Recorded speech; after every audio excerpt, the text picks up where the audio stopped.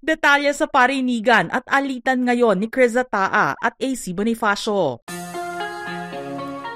Isa nga si AC Bonifacio sa mga opisyal na ipinakilala bilang housemate ni Kuya sa Pinoy Big Brother Celebrity Collab Edition ngayong taong 2025. Kasama ang iba pang kapamilya at kapuso talents bilang housemates.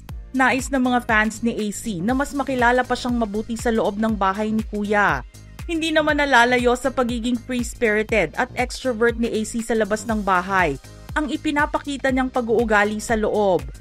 Iyon nga lang ay napapansin ng mga netizens na sobra-sobra naman ang pagpapakatotoo nito sa bahay. Para sa iba, lumalabas na sinisiraan nito ang ilang kapwa housemates. Ang iba naman ay napapansin na ito bilang pagpapakita ng kaplastikan sa kapwa niyang mga kasama sa bahay o di kaya ay pagbabackstab sa kanila. At kahit nasa loob siya ng bahay ni Kuya, nahaharap ngayon sa isang issue si AC Bonifacio dahil sa isang pag-uusap na naipakita sa live stream ng Pinoy Big Brother Celebrity Collab Edition. Isang araw habang nasa living room ang mga housemates, habang pinag-uusapan ni na AC Bonifacio at kapuso Michael Sager ang tungkol sa kanilang mga travel abroad at sa mga gamit na kanilang dinadala papaalis ng bansa, nabuksan ng paksa tungkol sa isang taong kinaiinisan ni AC na makita kapag nagpo-post ito ng mga gamit sa social media. Lumalabas kasi sa kanyang opinyon na ipinagyayabang lamang ng taong ito ang mga pinamiling mamahaling bagay kaya ipinopost sa social media. Sa tingin kasi ni AC ay hindi na ito nararapat pang ipamalita sa maraming tao dahil lalabas lang na nagyayabang ito. Hindi pinutol ng technical team ng PBB ang pagpapalabas ng nasabing live stream. Ayon sa kanilang disclaimer, maaantala ang pagpapalabas ng live stream para maprotektahan ang mga housemates, ma-preserve ang mga importanteng eksena sa bahay para sa main episode na ipinapalabas sa GMA at upang mapanatili ang integridad ng mga ongoing tasks na ipinapagawa ni Kuya sa mga housemates. Sa puntong iyon, nagpatuloy ang pag-uusap ni na Michael at AC nang bukas ang live stream. Ikinuwento ni AC ang tungkol sa paglipad niya papuntang ibang bansa na ang dala lamang niya ay cellphone at power bank. Sumagot si Michael at sinabing kaya naman niya ang mag-shopping na lamang doon para bumili ng mga damit. Hinabol din niya ang pagsasabi na isang branded luggage ang kanyang binili at ipinost online. Pinasinungalingan naman ni AC ang tungkol dito at sinabing hindi siya magpo-post ng ganoon kahit mayroon din siyang kaparehong luggage.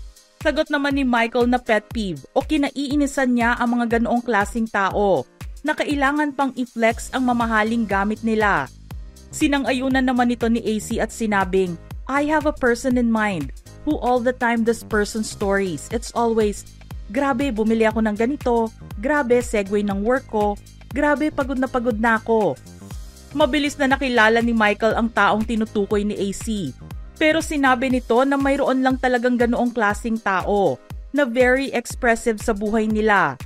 Subalit kinontra ito ni AC at sinabing, there's a difference between expressing your life and trying to show off. Matapos na lumabas ang eksenang ito, dali-dali naman siyang pinag-usapan sa online community. Nagulat naman ang mga netizens sa mga pangyayari ng mga sumunod na araw sa outside world dahil isang cryptic post ang pinakawala ng kapamilya talent na si Criza Taa. Nagpakita ito ng ilang mga videos habang siya ay nagme-makeup sa loob ng kanyang sasakyan. Ang video ay sinamahan niya ng background music na Who Says by Selena Gomez at ng The Scene. At nilagyan ng caption na Who says you can't be the best? Who said? This song has been my mantra growing up, having to be the breadwinner in such early age, at 14. Pure hard work and independence brought me this far, and I'm forever grateful for what I have now. Listen to me. If you can do it, who says you can't? May isa pa siyang video na in-upload at ito naman ay may kasamang kanta ng Maroon 5 na She Will Be Loved. Ayon naman sa caption ng post, This world just always aligned with me. It's called fate. This isn't luck. This is pure perseverance. May ilan ang ipinagtaka kung bakit nag-post ng ganoon si Criza. Pero marami sa mga fans niya ang naniniwala na ito ay patama niya sa naging usapan ni na Michael at AC sa loob ng bahay ni Kuya. Walang binanggit na pangalan ang dalawa habang magkausap. at hindi nila tinukoy kung sino ang main topic nila noong mga sandaling iyon. Pero mabilis na nahulaan ng mga netizens na si Criza ang tinutukoy nila sa usapan. Sumakto raw kasi ang paglalarawan ni na Michael at AC sa taong kanilang tinutukoy sa mga ginagawang pagpo-post ni Criza sa social media. Mabilis namang dinipensahan ng mga fans niya si Criza at sinabing walang masama at mali sa ginagawa niyang pagpo-post sa social media ng mga achievements at purchases niya dahil pinaghirapan naman niya ang mga ito. Sa tingin naman ng ilan, kung deserve ng tao na ipakita sa marami ang tagumpay niya, hayaan na lamang ito dahil iba-iba naman ang perception ng mga tao sa ganitong klaseng bagay. Maaaring nagyayabang ang dating nito sa ilan, pero mas lamang ang nagsasabing ginagawa nila ito dahil sadyang proud at masaya lang ang mga ito sa mga natatanggap nila sa buhay. Ang mga fans naman ni Criza ay nagsabing ginagawa ito ni AC dahil galit pa rin ito sa kapwa kapamilya star. Matatandaan na nadawit ang pangalan ni Criza sa isang member ng boy group na BGYO na si Nate Porcala at sa hiwalayan na naganap sa pagitan ni Nate at AC noon. Naging magka-love team din sina Criza at Harvey Bautista na current boyfriend naman ni AC. Unang nagkasama ang dalawa sa indie film na dinirect ni Harvey ang Sa Aming Tagpuan noong 2023 at sumunod naman ay sa youth series ng ABS-CBN na Zoomers na ipinalabas noong January 2024. Dahil dito sa palagay ng mga netizens, matinding selos ang ramdam pa rin ni AC o di kaya ay insecurity dahil 2 beses nang nauugnay si Criza sa mga taong romantically involved sa kanya. Inamin din kasi noon ni na Harvey at Criza na ang on-screen partnership nila ay nakatulong sa kanila na mabuo ang kanilang showbiz careers. Pero nilinaw nila pareho na mabuti silang magkaibigan at hindi nila gustong masira at mawala ang magandang koneksyon na nabuo nila sa pagiging love team. Hindi rin naman sila pressured sa mga fans na nagsiship sa love team nila dahil alam nila kung ano ang priorities at responsibilities nila sa buhay. Kung inyong maaalala noong nakaraang linggo lamang, ay isang matinding issue ang hinarap ni AC habang nasa loob ng PBB house. Ito ay nangyari sa pagdating ng bago nilang housemate na si Bianca De Vera. Sa kanilang second week sa bahay, naibahagi ni AC sa mga kasamahan ang tungkol sa pagiging awkward niya nang pumasok si Bianca.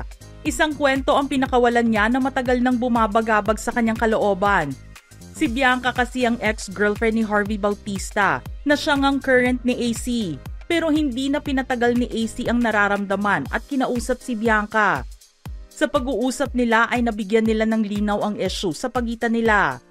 Naayos ang pagsasama nilang dalawa matapos na malaman na nagkaroon lang pala sila ng misunderstanding. Dala na rin ng mga sinasabi ng mga tao sa kanilang paligid.